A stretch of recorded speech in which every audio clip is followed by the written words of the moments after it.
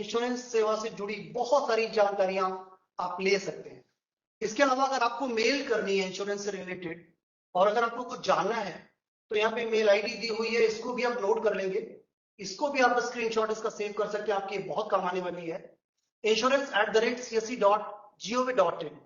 इसके साथ साथ अगर आप चाहते हैं कि डायरेक्टली कॉल करें और कॉल करने पर आपको कोई असिस्टेंस मिल जाती है सीएससी की ओर से, तो ये नंबर आपके लिए बहुत इंपॉर्टेंट है, 9560280777।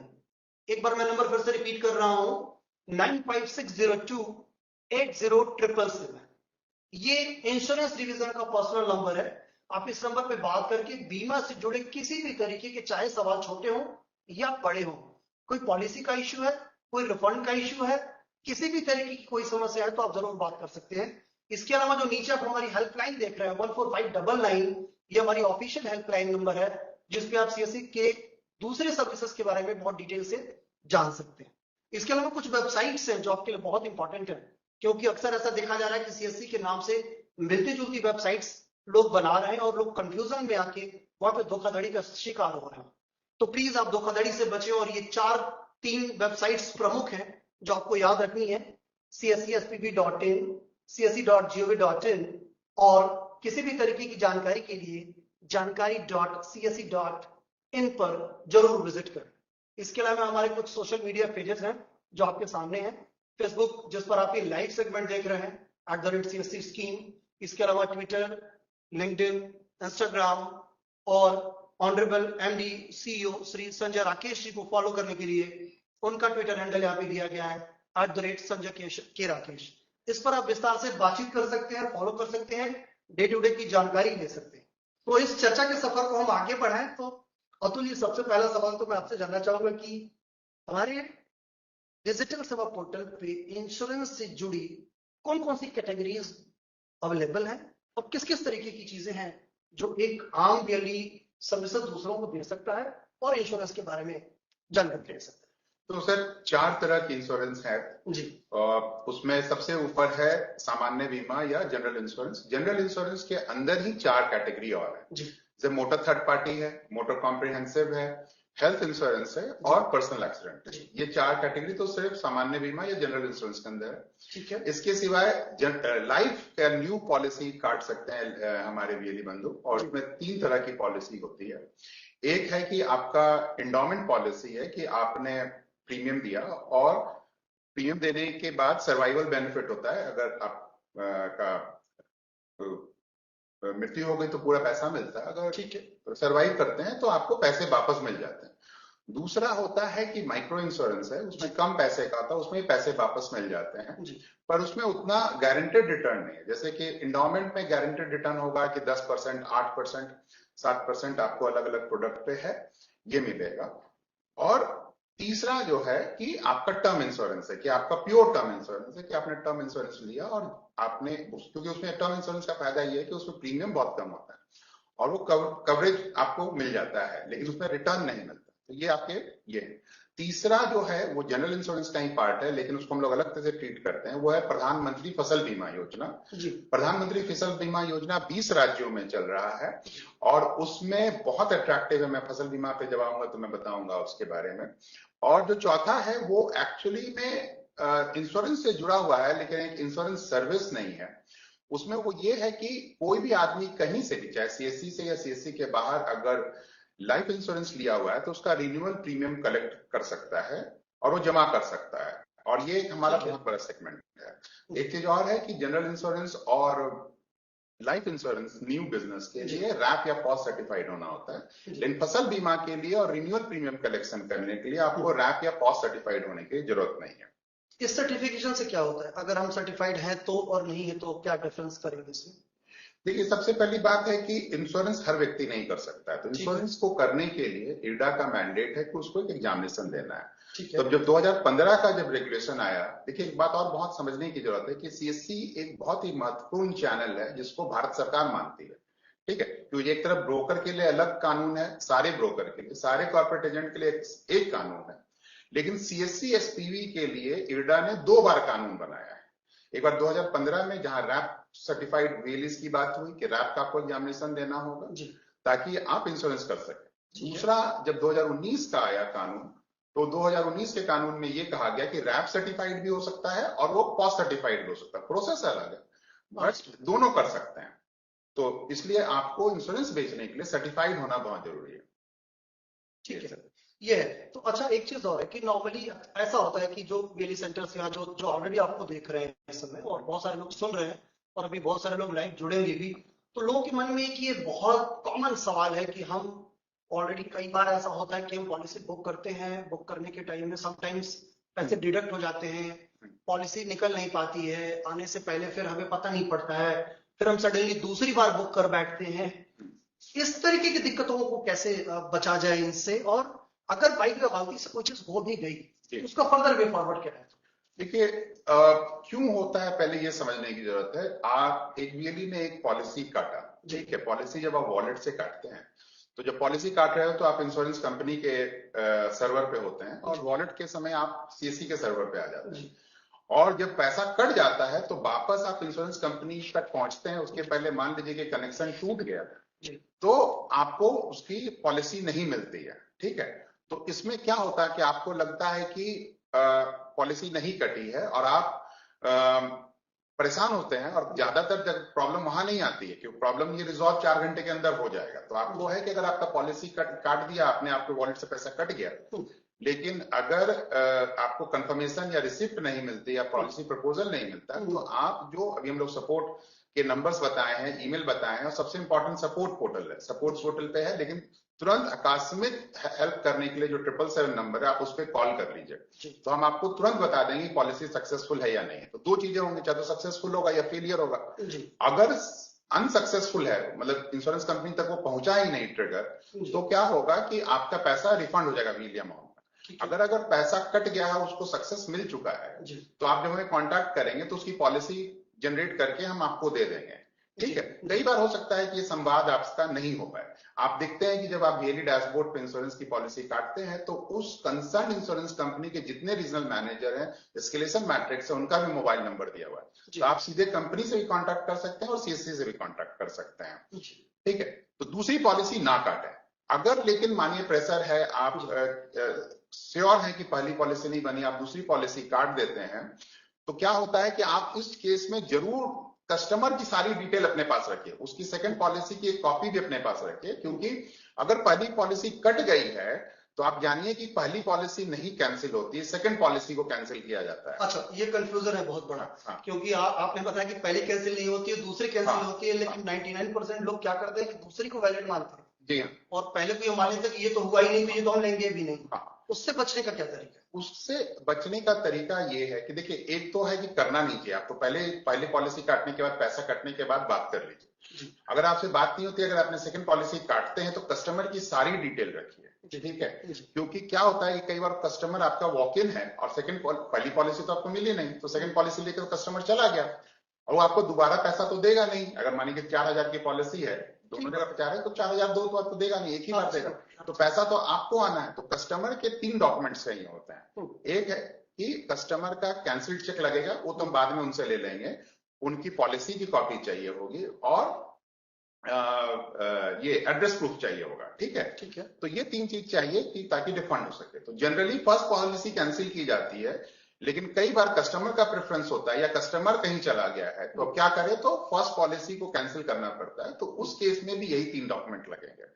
जनरली कोशिश कीजिए कि ना काटें, अगर काटना पड़ गया, मजबूरी है काटने की, तो आप काटिए, लेकिन सारी डिटेल्स रखिए ताकि इसको हम लोग सॉल्व कर सकें। और एक चीज बहुत इंपॉर्टेंट है कि जब सपोर्ट पोर्टल पे आप टिकट रेज करते हैं इस चीज के लिए, तो ये आप जान लीजिए कि आपको ट्रांजैक्शन बेस्ड टिकट रेज करनी है, क्योंकि बहुत टाइम वेस्ट हो जाता है अगर आप जनरल कैटेगरी टिकट काटते हैं, डालते हैं जनरल कैटेगरी टिकट रेज करते हैं सपोर्ट पोर्टल पे, तो फिर हम आपसे डिटेल लेंगे, तो उसमें अन्यथा बहुत टाइम चला जाता है। और सपोर्ट पोर्टल पे अगर आपकी ट्रांजैक्शन बेस करेंगे, तो ट्रांजैक्शन रिफंड होते के साथ एक टिकट भी क्लोज हो जाएगी, और हमको वो डिटेल्स निकालना बहुत आसान हो जाता है इंश्योरेंस कंपनी के साथ, तो हम आपको जल्दी से रिलीव कर सकते हैं। सर, ये ट्रांजैक्शन डिटेल के साथ करने का क्या सेंस है? देखिए मतलब हम क्या बताएं कि ये ट्रांजैक्शन डिटेल ये है? नहीं, उसमें क्या होता है, उसका थोड़ा सा क्लैरिफिकेशन चाहिए था, मैं क्योंकि अभी करीब करीब 200 लोग हम लोगों को देख रहे हैं और हाँ, आने वाले भी टाइम में और भी लोग जुड़ेंगे, सवाल भी लोगों के आ रहे हैं, लेकिन पहले ये छोटा सा क्लियर कर दें फिर आगे बढ़ें। ये सिर्फ इंश्योरेंस के लिए नहीं है, ये सारे सर्विसेज के लिए है। इंपॉर्टेंट बात है कि देखिए, जब आप सपोर्ट पोर्टल पे टिकट रेज करते हैं इशू रेजोल्यूशन के लिए, तो आपको दो ऑप्शन होता है। एक होता है जनरल कैटेगरी की, आप वहां गए और एक मेल बॉक्स पे कुछ लिख देते हैं। ज्यादातर जगहों पे जो आप वहां कंटेंट लिखते हैं पोस्ट करते समय अपनी क्वेरी को, वो हमेशा थोड़ा सा कम या इतना डिटेल नहीं होता है कि उसको हम कुछ कर सकें। लेकिन दूसरा ऑप्शन है कि जो आपने ट्रांजैक्शन किया उस ट्रांजैक्शन पे टिकट रेज कीजिए। तो क्या होता है कि मुझे 3 इंपॉर्टेंट पैरामीटर्स मिल जाते हैं, CSC ID, merchant transaction number और सीएससी ट्रांजैक्शन नंबर। इन तीनों से मैं सारी चीजें ट्रैक कर लेता हूँ। हाँ, और बीएलई का नंबर तो होता है, मेरी बात हो जाती है, तो प्रोसेस जो रेजोल्यूशन का है वो बहुत फास्ट हो जाता है। तो ये बहुत इंपॉर्टेंट। ठीक है अतुल जी, ये चूंकि लाइव जा रहा है और बहुत सारे दर्शक जुड़ रहे हैं, बहुत सारे बीएलई जुड़ रहे हैं, बहुत सारे लोगों की सवाल की फ्लो है, बहुत बाढ़ है, हम सवालों पर बाद में आएंगे, लेकिन पहले एक चीज एक बार फिर से रिपीट करूं मैं कि याद रखें आप लोगों को, अगर इंश्योरेंस से जुड़ा कोई भी मामला है, कोई भी दिक्कत है, कोई भी परेशानी है, तो हमारी टीम ऑलरेडी आपके सर्विसेज के लिए बैठी हुई है। हम लोग हर समय बिना किसी परेशानी के इस पर इंस्टेंट रिएक्ट करते हैं। एक बार और मैं आपको क्लियर कर दूं कि ये वेबसाइट है insurance.csccloud.in, और इसके अलावा ये मेल आईडीज हैं जो आपको जहन में रखनी चाहिए, याद रखनी होगी, insurance@csc.gov.in, और ये नंबर, जो नंबर अभी आपकी स्क्रीन पे समय दिख रहा है, 9560280777। एक बार फिर से रिपीट कर रहा हूं, 9560280777। इस पर आप कॉल कर सकते हैं, अभी कर सकते हैं, शो के बाद कर सकते हैं, फर्दर किसी टाइम में कर सकते हैं, बिजनेस आवर में करें तो हमारी टीम आपको इंस्टेंटली इस पर जवाब देगी, और आपके जो भी मेल है उसकी क्वारी विद इन 24 आवर्स हम कोशिश करेंगे कि वो हम खत्म कर सकें और आपको इसका प्रॉपर सॉल्यूशन दे सकें। इसके अलावा ये हेल्पलाइन नंबर है 14599, जिस पर आप कॉल करके सीएससी से जुड़ी और भी जानकारियां ले सकते हैं। तो अतुल जी, अगर एक ये तो खैर बात होगी कि आपने बताया कि क्या करना चाहिए और क्या नहीं करना चाहिए, लेकिन अगर कोई अपने बीएलई अपने वॉलेट से भुगतान करता है और पॉलिसी का पीडीएफ प्रिंट नहीं हो पा रहा है या नहीं हुआ किसी रीजन से, तो वो क्या करे? वो हमें कांटेक्ट करें, सपोर्ट पोर्टल पे रेंज कर सकता है नंबर, जैसा आपने बताया सर, 777 वाला, उस पर कॉल करें। तो हम क्या करेंगे कि पॉलिसी पीडीएफ मंगा के आपको बीएलई को मेल के माध्यम से, व्हाट्सएप के माध्यम से दे देंगे, ताकि आप वो कस्टमर को दे सकते हैं जी। तो वो कोई दिक्कत नहीं। सक्सेसफुल ट्रांजैक्शन के केस में जैसे ही आप हमें कांटेक्ट करते हैं, पॉलिसी पीडीएफ मंगा के आपको उपलब्ध करा देते हैं जी। अच्छा, अगर रैप के जरिए ट्रांजैक्शन फेल हो और वॉलेट से पैसे कटे तो? अगर रैप के जरिए ट्रांजैक्शन फेल हो जाए और वॉलेट से पैसे कट जाए तो क्या करते हैं? इसका मतलब है कि पैसे, देखिए, 2 लेवल की सक्सेस फेलियर होती है। एक होता है सक्सेस का मतलब कि सीएससी वॉलेट का सक्सेस फेलियर है, ठीक है, तो पैसे कट गए, इसका मतलब है कि सीएससी के ऊपर सर्वर पे आप सक्सेसफुल हैं। और अनसक्सेसफुल अगर फिर भी कह रहा है कोई, तो इसका मतलब है कि इंश्योरेंस कंपनी को उसकी स्टेटस नहीं मिली है, ठीक है जी, और वो उसको फेल मान रहा है, और उस केस में ऑटोमेटिक रिफंड हो जाता है 4 घंटे में। अगर फिर भी अगर दिक्कत है तो आप रेज करेंगे, तो अगर उधर अनसक्सेसफुल है तो रिफंड होना ही है, क्योंकि देखिए सबसे पहले वॉलेट एपीआई चलता है, ठीक है, और बीएलई को उतना डिटेल जानकारी जानने की जरूरत नहीं है, लेकिन फिर भी जानना चाहिए। दूसरा स्टेटस एपीआई होता है, जो इंश्योरेंस कंपनी लगाती है कि अगर उसने मर्चेंट वॉलेट कॉल किया है और उसको रिस्पॉन्स नहीं मिलता, तो स्टेटस एपीआई कॉल करता है 10 मिनट के अंदर, ठीक है, तो उसको मिल जाएगा। अगर मानिए कि वहां भी फेल अगर है, तो एक होता है रिवर्सल एपीआई, 4 घंटे में वो चलाता है रिवर्सल एपीआई। अगर जो ट्रांजैक्शन इनिशिएट हुई है और उस तक नहीं सक्सेसफुली हुई है, तो वो क्या करता है, उस पैसे को रिवर्ट कर देता है। या अगर सेम पॉलिसी पे 2 प्रपोजल कट गए हैं, 2 पैसे कट गए हैं, तो दूसरे वाले को भी रिवर्ट कर देता है। तो ये एक रिवर्सल एपीआई है, उसके माध्यम से होता है। उसका जो रिकंसिलिएशन एपीआई है, फिर रिफंड एपीआई है। तो कोई दिक्कत की बात नहीं, थोड़ा ये दिक्कत नेटवर्क का है, कई बार सिस्टम चेंज हो जाता है, उसके कारण है। बट ओवरऑल आप मान के चलिए कि अगर हमारे पास महीने की 4000 टिकट आ रही है, तो ये policy related ticket is around मतलब 50 से 60 के आसपास है, और ये सिर्फ 1-2 कंपनियों के साथ है, उसके साथ ही बात चल रही है, और वो ठीक हो जाए। जैसे आप रिलायंस के साथ ये कभी केस नहीं आया, ठीक है, लेकिन एसबीआई के साथ, जनरल के साथ ये इशू था, अब वो भी रिजॉल्व हो रहा है। ठीक उसके है। साथ चोला के साथ ये थोड़ा इशू था, वो भी रिजॉल्व कर रहे हैं। आईसीआईसीआई, एचडीएफसी और रिलायंस के साथ ये कभी इशू नहीं आएगा, ठीक है। गो डिजिट के साथ भी थोड़ा इशू था, वो भी रिजॉल्व हो गया है, जी। ठीक है। तो एपीआई सही तरीके से हम लोग इम्प्लीमेंट करा रहे हैं, तो ये हो जाना चाहिए, इसमें कोई दिक्कत नहीं है। सर अरुण कुमार हमारा ये शो देख रहे हैं और वो लिख रहे हैं कि इंश्योरेंस का क्लेम हाँ। कैसे और कहां से करेंगे?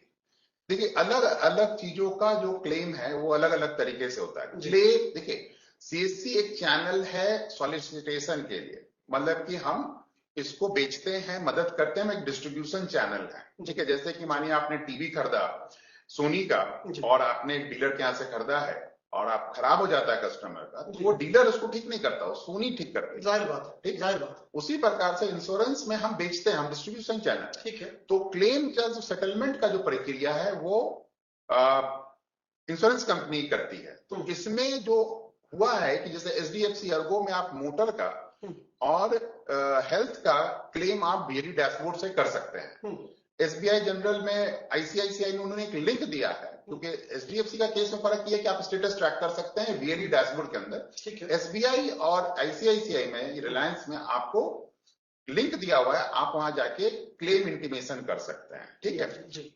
और जो बाकी है कि आपका क्लेम है, जैसे पीएमएफबीवाई का फसल बीमा का जो क्लेम है, वो क्लेम ऑटोमेटिक होता है, वो एरिया बेस्ड असेसमेंट पे होता है और वो दिया जाता है। लेकिन इंडिविजुअली अगर किसी को ग्रीवेंस है तो सीएससी उसके लिए भी एक सिस्टम बिल्ड की है मंत्रालय के लिए, आप उस पर भी कर सकते हैं। और पीएमएफबीवाई के पोर्टल पे भी आप अपनी ग्रीवेंस को लॉन्च कर सकते हैं, मतलब कस्टमर, कि हमें ये नहीं मिला, ठीक है। उस पर सॉल्यूशन कितने दिन में मिलेगा?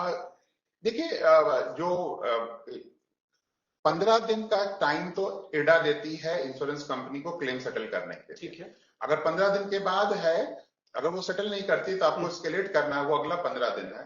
और उसके बाद भी अगर इंश्योरेंस कंपनी नहीं करती है तो आप एडा पे कंप्लेंट कर सकते हैं। तो आईआरडीए को कंप्लेंट करने के तुरंत बाद तो आ ही जाता है। जनरली क्या दिक्कत होती है मैं आपको एक बताता हूँ, ये क्लेम का एक बहुत बड़ा इशू है, लेकिन हम सीएससी में 40 से 50% बिजनेस करते हैं मोटर थर्ड पार्टी का, पॉलिसी वाइज में 60% के आसपास करते हैं। मोटर थर्ड पार्टी का कोई क्लेम नहीं होता, मोटर थर्ड पार्टी का क्लेम होता है कोर्ट के माध्यम से, ठीक है। जो उसको आपने खरीदा, अगर मानिए राम ने खरीदा इंश्योरेंस और श्याम को मार दिया, तो श्याम का केस चलता है कोर्ट में और कोर्ट सेटल करती है और इंश्योरेंस कंपनी कोर्ट के माध्यम से वो पैसे बेनिफिशियरी को देती है। अब रहा मोटर कॉम्प्रिहेंसिव और मोटर थर्ड पार्टी, तो आप देखेंगे कि ज्यादातर जगहों पे जो लोग ट्रीटमेंट कराते हैं हेल्थ में या मोटर कॉम्प्रिहेंसिव पॉलिसी में, नेटवर्क गैरेज या नेटवर्क हॉस्पिटल में कराते हैं, ठीक है। तो वो रिम्बर्समेंट के माध्यम से कैशलेस होता है। और अगर मान लीजिए कि आपने गाड़ी रिपेयर कराई है इसमें नॉन कैशलेस गैरेज में, तो आपको अपने बिल्स वगैरह के साथ अपलोड करना पड़ता है, जैसे एचडीएफसी के केस में हमारे पोर्टल के माध्यम से कर सकते हैं। बाकियों में लिंक दिया हुआ है और जहां लिंक नहीं है वहां डायरेक्टली आप उस इंश्योरेंस कंपनी के क्लेम इंटीमेशन में जाके वेली की कस्टमर की मदद कर सकते हैं। लाइफ के केस में क्या, हर आदमी का अलग अलग प्रोसेस है। जैसे एलआईसी की प्रोसेस है कि आपको ब्रांच में जाना होगा, नॉमिनी को इन केस ऑफ डेथ, और बेनिफिशियरी जो प्रपोजर है उसको, जिसकी पॉलिसी धारक जो है उसको जाना होगा सर्वाइवल के केस में। ये प्रक्रिया है आपके उसमें। लेकिन अगर आप टाटा एआईए के केस में देखेंगे तो आप इसको डिजिटली इंटीमेट कर सकते हैं सीएससी के डैशबोर्ड के माध्यम से, और वो रेस्ट ऑफ द प्रोसेस जो है वो खुद ब खुद टाटा एआईए टेक केयर करती है। ठीक है सर, सवाल जवाब और आगे बढ़े। बहुत सारे लोग लिख रहे हैं, दो तीन बातें बहुत कॉमन सी निकल के आ रही है। एक तो लोग ये कह रहे हैं कि कमीशन थोड़ा कम है हमारे वहां, जो नॉर्मल बाकी लोगों की तुलना में कम है। एक तो वो कैसे एनहांस करें, उसको कैसे बढ़ा सकते हैं। और एक सज्जन ये लिख रहे हैं, टुनटुन कुमार, कि सर मेरा इंश्योरेंस सर्टिफिकेट में पैन नंबर गलत डल गया, तो हम कैसे ठीक कर सकते हैं? दो अलग अलग सवाल है। बहुत बढ़िया। देखिए, जो पैन का वाला ज्यादा आसान है वो तुरंत मैं बता देता हूँ। जो पैन कार्ड आपका गलत अगर चढ़ गया है तो आप हमें मेल कर दीजिए insurance@cc.gov.in से। सबसे बेस्ट माध्यम सपोर्ट पोर्टल है, क्योंकि सपोर्ट पोर्टल की ट्रैकिंग एमडी सब तक होती है, ठीक है। तो उसको सबसे ज्यादा प्रायोरिटी, हो सकता है मेल छूट जाए क्योंकि मेल इतने आते हैं। तो आप सपोर्ट पोर्टल पे लिखिए कि मुझे करेक्शन करना। उसके बाद हमारी टीम आपको कांटेक्ट करके आपका पैन ले लेगी और उसको मैच कराएगी आपके प्रेजेंट केवाईसी डॉक्यूमेंट्स के साथ, और वो हम अपने डेटाबेस में ठीक करके स्टोर कर देंगे। ठीक है, एक तो वो हो गया। दूसरा सर कमीशन की बात है, कमीशन की बात है कि लोग ये कह रहे हैं कि कमीशन बहुत कम है और वो थोड़ा ज्यादा होना चाहिए। देखिए क्या होता है, दो बातें इसमें समझ लीजिए। जो IRDA का कमीशन है वो तो हम देते ही देते हैं, ठीक है, लेकिन जैसे कोई ब्रोकर है, नया ब्रोकर आया है या कुछ ऐसे ब्रोकर्स हैं जो अपनी कैपिटल को बर्न करते हैं और ओवरराइडिंग कमीशंस देते हैं मार्केट के माध्यम से, जो कि इलीगल भी है, ठीक है, वो गलत है उसकी प्रक्रिया। लेकिन हमारे सिस्टम में क्या है, क्योंकि IRDA ने हमारे लिए कानून बनाया है, तो हम IRDA कमीशन के सिवाय पोस्टल सर्विस भी देते हैं, ठीक है, वो एक अच्छा अमाउंट हो जाता है आपके। तो मोटर थर्ड पार्टी में 3 गुना 4 गुना, उसके सिवाय हम प्रिंटिंग का भी पैसा देते हैं। इसके सिवाय हम टाइम टू टाइम अपने खर्च पे हम लोग कैंपेन चलाते हैं VLEs के लिए, ठीक है। तो कैंपेन में आप 5% से लेके 12% एक्स्ट्रा आप कमा सकते हैं। किस कैटेगरी में? अभी भी जैसे समर सीजन कैंपेन चल रहा है, जून टू सितंबर है, 4 महीने का है, 50,000 से ज्यादा करना है आपको, 10 लाख के ऊपर तक जा सकते हैं, ठीक है। तो नहीं, आपका प्रीमियम, हाँ, आपका अगर प्रीमियम आपने इस 4 महीने में 50,000 से ऊपर करते हैं तो आपको पहले IRDA कमीशन और PSS और प्रिंटिंग तो मिल ही रहा है, उसके सिवाय आपको अलग से इंसेंटिव मिलेगा। और अगर आप 10 लाख से ऊपर करते हैं तो आपको तो 12% और एक्स्ट्रा मिल गया, ठीक है। तो IRDA कमीशन है, PSS है, प्रिंटिंग है, प्लस ये कैंपेन। और कैंपेन तो आप देखेंगे कि हम लोग जनरल इंश्योरेंस में लगभग साल में 8-9 महीने चला रहे हैं। तो ये बहुत सुनहरा मौका है कि आप कैंपेन में पार्टिसिपेट कीजिए। अगर कैंपेन के कॉन्टूर्स आपको नहीं समझ में आ रहे हैं तो insurance.cccloud.in के वेबसाइट पे भी कैंपेन के डिटेल्स दी हुई है। उसके सिवाय जो नंबर है 777, आप उस पर कॉल कीजिए, हम आपको मदद करेंगे कि इसमें आपको क्या करना है और कैसे करना है, ताकि आप ज्यादा से ज्यादा अपनी इसमें कमा सकते हैं। तो मार्केट के तुलना में आप कम पे नहीं है, ये आप मान के चले। दूसरी बात है कि जो मार्केट में जो एक्स्ट्रा पैसा देते हैं वो बहुत सारे कंडीशंस लगाते हैं, इफ एंड बट लगाते हैं कि बाइक पे नहीं देंगे, या बाइक पे देंगे तो कार पे नहीं देंगे, और कार पे देंगे तो मोटर कॉम्प्रिहेंसिव होना चाहिए, ठीक है, इस पे देंगे उस पे नहीं देंगे, इस इलाके में देंगे उस इलाके में नहीं देंगे। वो CSC के साथ नहीं है। CSC में है कि आप किसी भी व्हीकल पे करो, आप वो सिर्फ एक मिनिमम प्रीमियम करना, आप कैंपेन में पार्टिसिपेट हो जाते हो। दूसरी बात है कि हम बहुत ट्रांसपेरेंट है। जो उनको ये पता है कि कैंपेन से बाहर पैसे मिलते हैं, आप उनसे पता कीजिएगा, उनको टाइमली नहीं मिलता है और उसमें बेईमानी भी होती है। वो कहेगा 30%, 12%, 15%, लेकिन उसमें IRDA कमीशन भी है और उसके बाकी चार्जेस भी हैं, और उसको मिला के बोलता है, लेकिन हम लोग अलग से करके बात करते हैं। अच्छा, ठीक है, एक फर्क है। दूसरी बात है कि अगर मान लीजिए अलग से 5%, 10% एक्स्ट्रा मिल रहा है, वो कहने की बात होती है, वो काट पीट के आपको 2 ही 3% एक्स्ट्रा देते हैं। लेकिन हमारे यहाँ ऐसा नहीं, जो बोला है वही देते हैं। एक तो ये बहुत इंपॉर्टेंट बात है, सभी चीजों पे देते हैं, इसमें भी डिफरेंशिएशन नहीं करते, टाइम भी देते हैं। तो मतलब आप ये कहना चाह रहे हैं कि CSC जो कमीशन की बात कह रहे हैं इंश्योरेंस के लिए, वो कमीशन उतना ही देना है, उसमें से कोई डिडक्शन नहीं है, कोई डिडक्शन नहीं। बाकी जगहों पे जहां बात हो रही है वहां पे डिडक्शन कुछ हो के मिलता है। हाँ, मिलता है, डिडक्शन होके मिलता है। अगर आपको वहां लॉस रेशियो बढ़ जाता है तो आपसे रिकवरी भी की जाती है। अच्छा, उल्टा रिकवरी हो सकती है। हाँ, रिकवरी भी हो सकती है, रिकवरी हो सकता है। देखिए, आपके पॉकेट से कोई पैसा नहीं ले सकता है, लेकिन जो फ्यूचर में जो आपका महीना 2 महीने का जो डिले में चल रहा है और उस दौरान आपने जो कमीशन किया है उसको मार लेंगे। एक दूसरा है कि हमारे यहाँ एक और फायदा है, हम तो कमीशन ऑन द फ्लाई देते हैं। कमीशन PSS और प्रिंटिंग तो ऑन द फ्लाई मिलता है कि आपने पॉलिसी काटी और आपको पैसे मिल गए, तो ये तो बेनिफिट आपको बाकी। पॉलिसी काटी और तुरंत पैसे मिल गए? हाँ, सेम टाइम। अच्छा, हाँ, तो हमारे लिए देखिए, हमें क्या है कि अगर मान लीजिए कि महीने के 5 करोड़ रुपए कमीशन में VLE को बांट रहे हैं या 10 करोड़ रुपए बांट रहे हैं, तो वो तो हम अपने पॉकेट से दे रहे हैं, CSC अपने पॉकेट से दे रही है, क्योंकि इंश्योरेंस कंपनी तो हमें 3 महीने बाद 2 महीने बाद वो सेटलमेंट करके कमीशन देती है। तो ये बेनिफिट तो आपको बाकी जगहों पे नहीं है।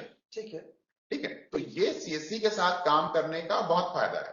ठीक है सर। मोहम्मद मसूर लिख रहे हैं कि your DMT charges are higher than bulldozer charges, ऐसा है क्या? DMT चार्जेस आपके अधिक हैं बिल्डोजर चार्जेस के मुकाबले, ऐसा है क्या? और मुशरलीन चौधरी लिख रहे हैं कि रेप रजिस्ट्रेशन नहीं हो पा रहा है, इसकी क्या वजह हो सकती है? नहीं, रैप रजिस्ट्रेशन में तो कोई दिक्कत ऐसा नहीं है। आप एक बार टिकट रेज कर दें, हम लोग उसको चेक कर लेंगे, लेकिन मैं ऐसे भी अभी जाने के बाद चेक कर लूंगा। रैप रजिस्ट्रेशन में कोई दिक्कत नहीं। देखिए, क्या होता है कि सेगमेंट बाई सेगमेंट, और हमारे यहाँ भी है, मैं आपको बता देता हूँ। जैसे अगर आप मारुति का इंश्योरेंस करेंगे हमारे किसी भी कंपनी में, तो हो सकता है वो महंगा हो, लिबर्टी में करेंगे तो सस्ता होगा। ठीक है, ठीक है, ठीक है। बहुत सारे एडवांटेजेस हैं। जैसे आपका 15 साल से ऊपर की गाड़ी हो गई, वो बहुत सारी इंश्योरेंस कंपनियों में नहीं हो पाएगी। ठीक है। और यूनिवर्सल कोई ऐसा तो बाहर के साथ किसी कंपनी के साथ काम नहीं कर रहा है, यूनिवर्सल हमारे साथ काम कर रहा है, तो यूनिवर्सल में तो 15 साल के ऊपर की गाड़ियों का इंश्योरेंस हो रहा है। ठीक है, जी। तो डिफरेंशियल हमेशा हर कंपनी क्या करती है कि कुछ चीजों में आगे पीछे करके चलती है। दूसरी बात है कि अगर आप कंपेयर करेंगे ऑनलाइन पोर्टल्स के माध्यम में, तो ऑनलाइन पोर्टल में तो कमीशन ही नहीं है। ठीक है, तो अगर थोड़ा प्रीमियम तो बढ़ेगा अगर इंटरमीडिएट चैनल के माध्यम से आएगा तो, क्योंकि इंटरमीडिएट चैनल को कमीशन जा रहा है, तो वो थोड़ा फर्क हो सकता है। कई बार क्या होता है कि लोग अपने कैपिटल को बर्न करते हैं या किसी एरिया को डेवलप करने के लिए वो कुछ कैंपेन करते हैं, डिस्काउंटिंग करते हैं। ठीक है, तो डिस्काउंटिंग जो होता है कई बार आप देखेंगे सरकारी कंपनियों में ज्यादा होता है, क्योंकि वो कमीशन के ऊपर पैसे नहीं दे पाते हैं। ठीक है, तो वो डिस्काउंट करते हैं। तो कई इलाकों में डिपेंडिंग ऑन लॉस रेशियो वो आपका जो ये है जो प्रीमियम आपको देखेंगे, हो सकता है कि जिस बीएमटी या जिस ट्रैक्टर की बात कर रहे हैं वही ट्रैक्टर वही कंपनी अलग अलग इलाकों में उसकी प्रीमियम अलग हो जाएगी, तो उसकी डिस्काउंटिंग रेट चेंज हो जाती है लॉस रेशियो के कारण से। Understood, understood. कुछ लोग और एक तो सबसे पहले तो मैं शुक्रिया करूंगा ओम प्रकाश जी आपका कि आपने कहा कि ये सीएससी के इंश्योरेंस के साथ काम करना बहुत ग्रेट एक्सपीरियंस है। हमारी बैकअप टीम ने काफी सपोर्ट किया है उनको, उनके फोन पे उनके मेल से उनको लगातार अच्छे से रिस्पॉन्स मिला है, तो वो हमको शुक्रिया लिख रहे हैं और बोल रहे हैं। और बाकी कुछ लोग और हैं जो सीएससी के साथ इंश्योरेंस की ब्रांडिंग की बात कर रहे हैं कि इंश्योरेंस की ब्रांडिंग कैसे की जा सकती है उनके पर्टिकुलर सेंटर पे। उसके लिए क्या हम उनको कुछ कोई मटेरियल दे सकते हैं या कोई रेडी चीज है जो आप उनको वहां तक भिजवा सकते हैं? और क्या हम उनसे डिटेल मांगे यहाँ पर इस फेसबुक लाइव के जरिए कि अगर आपको ब्रांडिंग करवानी है और आपको अगर कुछ नीड है तो आप हमारी मेल आईडी जो हमने बताई है insurance@cse.gov.in पे जरूर लिखिए। जो भी हमारा ब्रांडिंग कंटेंट है ना वो आपको जरूर पहुंचेगा। अतुल जी मैं इसमें एक राय दूंगा जी। अगर आपको सॉफ्ट कॉपी में ब्रांडिंग मटेरियल चाहिए कि आप खुद से प्रिंट करके लगा सकते हैं, आप 777 पे कॉल कीजिए, आपको व्हाट्सएप के माध्यम से बैनर पोस्टर वगैरह ब्रोचर सब दे देंगे। लेकिन अगर आपको हार्ड कॉपी पे मनी फ्लेक्स बैनर चाहिए कि आपको मटेरियल चाहिए, तो उसके लिए हम लोगों का एक बहुत बड़ा इशू था, क्योंकि हम लोग पूरे भारत में स्प्रेड है और वीएलई का जो एड्रेस होता है कई बार डेटाबेस में वो बहुत ही सही नहीं होता है। ठीक है, आधा अधूरा होता है, तो इस चीज से हम लोग ने बहुत लॉजिस्टिक्स का चैलेंज रहा है। ठीक है, लेकिन अगर आप काम कर रहे हैं तो आपके पास दो माध्यम है कि आप ब्रांडिंग मटेरियल मांग सकते हैं। एक, जहां बीएलई डैशबोर्ड में जिस कंपनी का आप काम कर रहे हैं, मान लीजिए आप बजाज के लिए काम करते हैं, तो बजाज वाले लॉगिन में आपको सारे रीजनल मैनेजर का नंबर मिल जाएगा। एचडीएफसी में एचडीएफसी का मिल जाएगा, रिलायंस में रिलायंस का मिल जाएगा, आप उनको कॉल करके ब्रांडिंग मटेरियल मांग सकते हैं। एक दूसरा है कि जो आप लोग रैप और पॉस की सर्टिफिकेशन के लिए जहां लॉगिन करते हैं insurance.cccloud.in, वहां हम एक फंक्शनैलिटी बिल्ड कर रहे हैं कि आप वहां पर क्लिक करके अगर आप सर्टिफाइड हैं तो आप अपने एड्रेस आपको दिखा देंगे कि आपका एड्रेस ये लिखा हुआ। अगर अपने एड्रेस से आप संतुष्ट हैं कि ये सही है और इस पे आपका ब्रांडिंग मटेरियल पहुंच जाएगा तो उस पर आप ओके कर दीजिए, और नहीं तो आप अपना एड्रेस और डिटेल लिख दीजिए, तो हम आपको ब्रांडिंग मटेरियल बाई पोस्ट या बाई हैंड आप तक पहुंचा देंगे। तो ये फंक्शनैलिटी insurance.cccloud.in में जहां रैप पॉस की लॉगिन है उसके अंदर ये उपलब्ध करा दी जाएगी। ठीक है सर। दामोश लिख रहे हैं कि इंश्योरेंस पॉलिसी का पेमेंट 50,000 के अंदर ही होता है, इसको क्या बढ़ाया जा सकता है क्या? देखिए, जनरल इंश्योरेंस के अंदर आप कोई भी प्रोडक्ट 2 लाख रुपए तक का प्रीमियम कर सकते हैं। देखिए, इसमें बहुत कंफ्यूजन है। बहुत सारे बीएलई बंधुओं को आज भी लगता है कि वॉलेट 50,000 रुपए तक ही ये हो सकता है, रिचार्ज हो सकता है। आप अपने वॉलेट को कितने भी अमाउंट से दिन भर में 10 लाख रुपए से भी अब ये कर सकते हैं, टॉप अप कर सकते हैं लेकिन एक बार में आप वॉलेट का भी रिचार्ज 2 लाख तक कर सकते हैं। जहां तक आपका ये है इंश्योरेंस का सवाल है, तो 2 लाख रुपए तक की प्रीमियम आप जमा कर सकते हैं, उसमें कोई दिक्कत नहीं है किसी भी कंपनी में। ठीक है, यहां तक कि जो सरकारी कंपनियां वहां पर दिक्कत से हुआ, लेकिन वहां भी हो गया है। जहां तक लाइफ इंश्योरेंस का सवाल है, इंडिया फर्स्ट और टाटा आईआईए और एलआईसी में भी प्रावधान कर दिया गया है। सोमवार तक आपको वो भी मिल जाएगा कि वहां भी आप 2 लाख तक कर सकते हैं प्रीमियम। टाटा आईआईए और इंडिया फर्स्ट में तो ऑलरेडी है और एलआईसी में भी हुआ है। कभी कभी दिक्कत आती है, लेकिन मंडे से बीमा ज्योति में भी और जीवन आजाद में भी हो जाएगा, जी। तो आप वहां भी आप 2 लाख रुपए तक का प्रीमियम जमा कर सकते हैं। रिन्यूअल में क्या है, लाइफ इंश्योरेंस रिन्यूअल में क्या है कि अग्रीमेंट्स मैक्सिमम कंपनियों के साथ 50,000 की हो चुकी है, पर एपीआई का लिमिटेशन, या जैसे कि एक कंपनी में नाम नहीं लूंगा, उन्होंने अग्रीमेंट किया है, एपीआई भी दी है, लेकिन उन्होंने अपने आईटी सिस्टम में चेंज नहीं किया, तो उनका 50,000 से ऊपर का प्रीमियम, रिन्यूअल प्रीमियम कलेक्शन में दिक्कत आ रही है। ठीक है, वो भी 1 महीने के अंदर सारे रिन्यूअल प्रीमियम में भी आप 2 लाख रुपए तक का प्रीमियम कलेक्ट कर सकते हैं। ठीक है, और जमा कर सकते हैं, उसमें कोई दिक्कत नहीं। पीएमएफबीवाई के अंदर 50,000 के ऊपर कोई प्रीमियम नहीं आ रहा है, तो इसलिए 50,000 तक का लिमिट है, 50,000 तक आप आराम से कर सकते हैं। सर अगर किसी वीएलई ने आईएनएस और आरपी की परीक्षा पास कर लिया है, तो उसकी आईडी कितने दिनों के भीतर एक्टिवेट हो जाती है, कितने दिनों के भीतर वो काम कर सकता है? ये बहुत महत्वपूर्ण बात है। देखिए, सारे वीएलई बंधुओं को जो देख रहे हैं, मैं उनको ये बताना चाहता हूं कि ये बहुत बड़ा मुद्दा रहा है। ये जो एक्टिवेशन का मुद्दा है कि एक वीएलई सर्टिफाई हो जाता है और महीने महीने 2-2 महीने लग रहे हैं एक्टिवेशन में, अब ये बात मोटा मोटी पुरानी हो चुकी है। क्यों? क्योंकि अब हम लोगों ने एक नया एपीआई बनाया है, रैपपॉस एपीआई। ठीक है, रैपपॉस एपीआई में पहले क्या होता था कि आपको क्लिक का ऑप्शन ही नहीं आता था। इंश्योरेंस का टैब है, मानिए HDFC Ergo general insurance motor third party, उसपे अगर आप रैपपॉस सर्टिफाई हुए नए हैं, महीने 2 महीने हो गए, तब भी आपको क्लिक हियर का ऑप्शन नहीं आता था। ठीक है, तो हमने डीएसपी पे ये किया है, डिजिटल सेवा पोर्टल पे, कि सारे इंश्योरेंस प्रोडक्ट पे क्लिक हियर का ऑप्शन सारे वीएलई के लिए इनेबल कर दिया। ठीक है, तो आप क्लिक करेंगे और इंश्योरेंस कंपनी भी अपनी डेटाबेस मेंटेन करती है। अगर आप यहां से क्लिक करके वहां चले भी जाएंगे तो आप इंश्योरेंस नहीं बेच सकते हैं जब तक उनके डेटाबेस में नहीं है।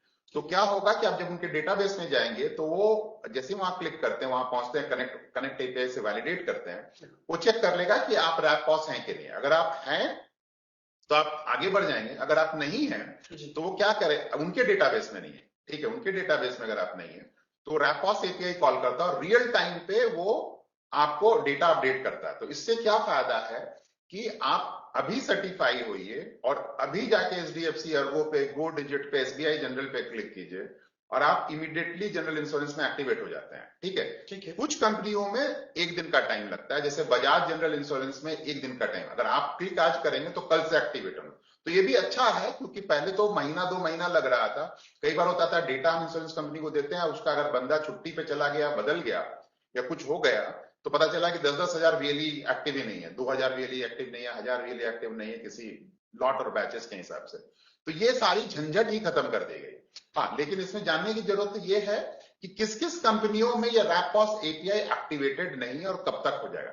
जैसे चोला में नहीं है, जैसे कि आपका इफ्को टोक्यो में नहीं है, आपका लिबर्टी में नहीं है, तो इसमें 15-20 दिनों में इनका एक्टिवेट हो जाएगा। जन लाइफ इंश्योरेंस में टाटा एआईए में और इंडिया फर्स्ट में ये 15 जुलाई तक हो जाएगा। उनकी प्रक्रिया लगी हुई है, टेस्टिंग चल रहा है। और एलआईसी में अभी का प्रक्रिया ये है कि हम एलआईसी को आज भी डेटा सप्लाई करते हैं और उसको सैनिटाइज करके एक्टिवेट करते हैं। तो वहां पर एलआईसी में आपको 10-15 दिन लगेगा, लेकिन वो भी वहां भी रैपपॉस एपीआई इंप्लीमेंट हो रही है, तो वहां 1 महीने के बाद वहां भी आपको एलआईसी में एक्टिवेशन में दिक्कत नहीं आएगी। Right sir. अजय सब्रवाल बता रहे हैं कि मैंने रेप के रजिस्ट्रेशन में डेट ऑफ बर्थ गलत लिख दिया है, कैसे अपडेट हो सकता है? और विकास कुमार लिख रहे हैं कि सर बजाज अलायंस का लाइफ इंश्योरेंस का प्रीमियम डिपॉजिट ही नहीं हो पा रहा है, क्या ऐसा है क्या? हाँ, उसमें कोई टेक्निकल दिक्कत है? नहीं, मैं आपको बताता हूँ। पहला जो क्वेरी है कि डेट ऑफ बर्थ गलत हो गया है, तो आप अगेन सपोर्ट पोर्टल पर रेज कर दीजिए टिकट। हमारे लोग आपको कांटेक्ट करेंगे और आपसे केवाईसी डॉक्यूमेंट्स लेंगे, पुराने केवाईसी से आपसे मैच कराएंगे और डेटाबेस में आपका डेट ऑफ बर्थ को ठीक कर देंगे जी। तो ये हो गया। जहां तक बजाज अलायंस का सवाल है, तो 2-3 कंपनियां हैं जान लीजिए जो पहले रिन्यूअल प्रीमियम में थी, लेकिन उनका कॉन्ट्रैक्ट खत्म हो गया और उन्हें कॉन्ट्रैक्ट रिन्यू नहीं किया है। जैसे कि Bajaj alliance life insurance company limited का नहीं हुआ, इंश्योरेंस रिन्यूअल नहीं हुआ है। बजाज अलायंस का, रिलायंस निपन का एग्रीमेंट नहीं रिन्यू हुआ है, वो भी बंद पड़ा है। और तीसरा आईसीआईसीआई प्रूडेंशियल है, जिसका एग्रीमेंट रिन्यू हो रहा है, तो वो भी चालू हो जाएगा। आईसीआईसीआई प्रू के एपीआई में इशू था, इसलिए उसको बंद किया गया था, लेकिन वो अभी हफ्ता 10 दिन में चालू हो जाएगा, एग्रीमेंट फिर से उनके साथ साइन किया जाएगा। ठीक है सर, एक चीज और, मतलब इंश्योरेंस के महत्ता को तो आप इनकार नहीं कर सकते, इसकी नीड को इनकार नहीं कर सकते, लेकिन यहाँ पर 2 बातें बहुत साफ है। एक तो हर एक इंसान को इंश्योरेंस लेना ही चाहिए फॉर श्योर, और नहीं अगर ले रहा है तो उसके सामने कब परेशानी आएगी, कब विपत्ति आएगी, वो उसको पता नहीं है, और शायद उस समय उसके लिए सिर्फ इंश्योरेंस पॉलिसी के अलावा कोई दूसरा विकल्प नहीं होगा जो उसके लिए दिन रात खड़ा रह सके या उसकी मदद कर सके। दो तीन बातें सर बार बार मेरे जहन में आ रही है कि कुछ कंपनियां डिस्टेंस सेवर पोर्टल में दिखती तो है लेकिन खुलती नहीं है या एक्टिवेट नहीं है, तो क्या वो पहले एक्टिव थी अब नहीं है? ऐसा है, जैसे मैंने आपको बताया कि जी बजाज है, जी रिलायंस निपन है, वैसे हटाने के लिए बोल दिया गया है। जी मैंने अभी हाल में नहीं चेक किया, मैं एक बार चेक कर लूंगा। जो इनएक्टिव हैं उनको हम लोग हटा भी रहे हैं पोर्टल से, ठीक है। लेकिन कुछ ऐसी हैं जैसे कि फ्यूचर जनरली एक जनरल इंश्योरेंस में कंपनी थी जिसको हम लोगों ने बंद कर दिया, ओरिएंटल पहले थी उसको बंद कर दिया, लेकिन ओरिएंटल के साथ एग्रीमेंट फिर से साइन हुआ है और फिर से उनका इंटीग्रेशन चल रहा है। तो ऐसा कई बार होता है कि एक दो कंपनी एग्रीमेंट एक्सपायर हो गया, या ओरिएंटल का जब बंद हुआ था तो उनकी आईटी सिस्टम चेंज हुई थी तो एपीआई काम नहीं कर रहा था, फिर बंद हुआ, फिर एग्रीमेंट एक्सपायर हो गया, तो उनको भी टाइम लगता है। देखिए जो इंश्योरेंस कंपनियों के पास ज्यादातर उनके अपनी आईटी सिस्टम नहीं टीम नहीं होती जो ये एप्लीकेशंस बिल्ड करती हैं, तो उनके वो भी थर्ड पार्टी से किसी कंपनी से बनवाती है, तो उसकी प्रक्रिया में भी कई बार डिले होता है कि कई बार इंटीग्रेशन होने में 6 महीना 1 साल लग जाता है। जी एक चीज और था सर कि आईआरएस आरएपी के लिए पंजीकरण का फीस कितना, शुल्क कितना देना होगा? रैप के लिए 350 रुपए है और पॉस के लिए 200 रुपए है। इससे अधिक और कुछ नहीं है? नहीं, अगर लड़का फेल कर जाता है, अगर रियली हमारा फेल कर जाते हैं तो री एग्जामिनेशन देने के लिए रैप में 250 रुपए लगते हैं और पॉस में 100 रुपए लगते हैं। ओके अच्छा। पोर्टल ये एक सूरज यादव लिख रहे हैं कि सर पोस्टल लाइफ इंश्योरेंस का प्रीमियम कब से जमा नहीं हो पा रहा है, स्टार्ट नहीं हो पा रहा है, उसको भी लेके कोई दिक्कत है क्या? पोस्टल लाइफ इंश्योरेंस कभी भी सीएससी के पोर्टल पे नहीं था, डिजिटल सेवा पे नहीं था।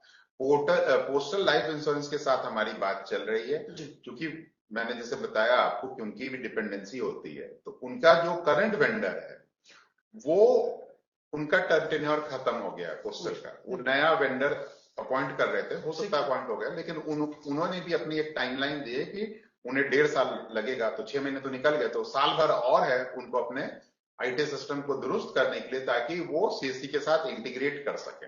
तो अभी फिलहाल में नहीं है, हो सकता है फ्यूचर में ये आएगा। अच्छा, मैं बीमा पर क्लिक करने में सक्षम तो हूँ लेकिन मैं कंपनी के प्रोडक्ट को नहीं बेच पा रहा हूँ, कोई खास वजह है इसकी? अगर आप रैपर कॉस्ट सर्टिफाइड नहीं है, ठीक है, तो आप नहीं बेच पाएंगे। मैंने जैसे अभी थोड़ी देर पहले ही बताया कि पहले क्लिक हियर का ऑप्शन सिर्फ उन्हीं के लिए था जो रैपर कॉस्ट सर्टिफाइड थे। अभी जो सभी के लिए ये क्लिक हियर का ऑप्शन इनेबल कर दिया गया, तो हो सकता है आप रैप कॉस्ट सर्टिफाइड नहीं, हो सकता है कि आप इंडिया फर्स्ट या टाटा एआईए या चोला या फिर लिबर्टी या फिर इफ्को टोक्यो जैसी कंपनियों पे क्लिक कर रहे हैं जिन्होंने रैप कॉस्ट एपीआई नहीं इनेबल कर रखा है, और आप का जो एग्जामिनेशन है वो 22 फरवरी के बाद आपने पास किया। अगर आप 22 फरवरी के बाद पास किए 2023 में जी, तो बिना रैप कॉस्ट एपीआई के इम्प्लीमेंटेशन के आप इन कंपनियों में काम नहीं कर सकते हैं। तो आपके लिए अगर जनरल इंश्योरेंस में आप काम करना चाहते हैं तो आप HDFC Ergo, SBI general, Bajaj, ICICI Lombard, Reliance और गो डिजिट पे और यूनिवर्सल पे काम कर सकते हैं, इन 7 कंपनियों के साथ।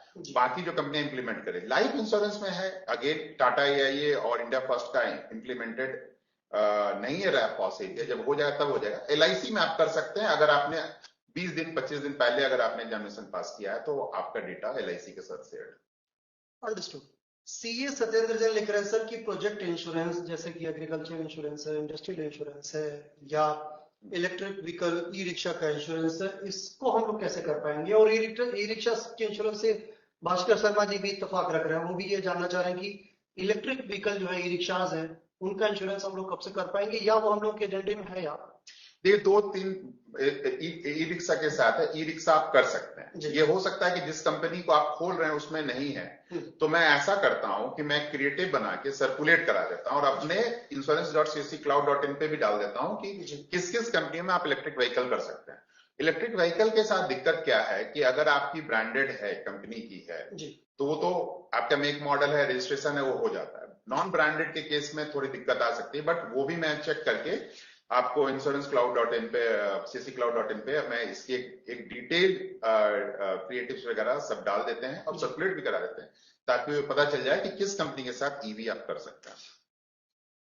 ये चर्चा अभी और 15-20 मिनट चलेगी, लेकिन मेजरली दो चीजें बहुत खास है जो आप लोगों को याद रखनी है आगे भी, और ये ऑलरेडी हमारे फेसबुक पर, यूट्यूब पे, ये सारे जगहों पर एपिसोड रहेगा। अगर कहीं कोई अभी भी मन में कोई डाउट है, कोई संशय है, कोई सवाल है, तो insurance.csc.in क्लाउड पे आप जाके जरूर देख सकते हैं। मेल आईडी याद रखें, मेल आईडी बहुत जरूरी है आपके लिए, क्योंकि अभी तो आप देख रहे हैं, कल को अगर आपको सवाल लिखने हो तो आप किस पे सवाल लिखेंगे?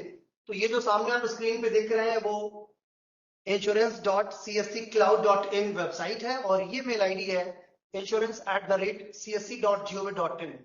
किसी भी तरीके की इंश्योरेंस की क्वेरी के लिए ये जरूर से लिखें, इस पे हमारी टीम याद से आपको जवाब देगी। इसके अलावा ये कॉन्टैक्ट नंबर है 9560280777। एक बार फिर से मैं रिपीट कर रहा हूं, 9560280777। इस पर आप अपनी बात रख सकते हैं, और अगर सीएससी से जुड़ा किसी और विषय पे आप कुछ क्वारी रखते हैं, कोई सवाल रखते हैं, कोई परेशानी रखते हैं, तो उसके लिए आपके रजिस्टर्ड ऑफिशियल नंबर से 14599 पे आप कॉल कर सकते हैं, वहां पे उसको आपको जवाब मिलेगा। अतुल जी, बातचीत को हम लोग और आगे बढ़ाए, और मैं एक दो बात और कहना चाहता था। प्लीज बताइए। देखिए, एक जो मन में सभी डेली के है कि इंश्योरेंस करके मैं कितना कमा सकता हूं जी, ठीक है। तो मैं लाइफ इंश्योरेंस की बात करूं तो एक सबसे इंपॉर्टेंट चीज है कि एक इनकम कैलकुलेटर भी insurance.cccloud.in पे रखा हुआ है। आप उस पर कैलकुलेट कर सकते हैं कि आपकी कितनी इनकम किस पॉलिसी बेचने से हो सकती है। लेकिन मैं मोटा मोटी आपको बता दें, अगर आप साल में या 2 साल में 100 कस्टमर कन्वेंशनल की बेचते हैं जिसका क्वार्टरली प्रीमियम 10,000 रुपए है, तो 10 साल में आप 33 लाख रुपए कमा लेंगे। दैट इज मीन कि आप साल के 3.5 लाख रुपए के आसपास और महीने के मोटा मोटी 25 से 30,000 रुपए कमा सकते हैं। 10 लाख का प्रीमियम है क्या? आपने थोड़ा फिर से रिपीट करिए। 10,000 रुपए का प्रीमियम है जी, क्वार्टरली प्रीमियम 10,000 का है, मतलब कि साल का 40,000 हो गया। अगर 10 साल की टर्म है तो आपका 4 लाख रुपए का ये हो गया, तो 5 लाख के आसपास का सम एश्योर्ड है। तो आज के डेट में कोई भी व्यक्ति है 5 लाख का सम एश्योर्ड तो लेता है आराम से। क्वार्टरली मोड में लेंगे, 10,000 का प्रीमियम बना तो आपको तो तुरंत 25% मिल गया। तो 25% का मतलब हो गया कि 10,000 में 2,500 आपको मिल गया। तो साल में उसने 40,000 का प्रीमियम जमा किया, तो आपको 10,000 रुपया तो एक कस्टमर से मिल गया। ठीक है। तो आपको अगर 100 कस्टमर हैं तो आपको 100 मतलब आपका 1 लाख रुपए आपने कमा सकते हैं। अच्छा, हाँ, नहीं सॉरी, 10 लाख रुपए कमा देंगे। मैंने एक एवरेज बताया था क्योंकि टाइम आपको 100 कस्टमर बनाने में टाइम लगेगा, तो 10 सालों में आप 3.5 लाख रुपए कमाते हैं। ठीक है, अगर आप 100 कस्टमर बनाते हैं, 10,000 रुपए की क्वार्टरली प्रीमियम है, तो 10 लाख रुपए आपका साल का हो गया। 10,000 एक कस्टमर से अगर आपका कमीशन बनता है तो 100 कस्टमर से 10 लाख का सॉरी कितना 10,000 इंटू 100 10 लाख 10 लाख रुपए आप कमा सकते हैं। अगर आप 5 साल में मानिए 500 कस्टमर बनाते हैं तो 15 साल में मतलब 12 से 15 साल के अंदर आप 1.5 करोड़ रुपए कमा सकते हैं। तो जो आप देखते हैं कि LIC का जो एजेंट है वो इतना अच्छी जिंदगी जीता है, उसके सम्मान की भी जिंदगी है और वो अच्छे पैसे कमा के अपनी गाड़ी बंगला में रह रहा है, तो उसका कारण ये है कि वो करोड़ों में कमा रहा है। पर उसके काम करने का तरीका थोड़ा अलग है, हमारा काम करने का थोड़ा तरीका है।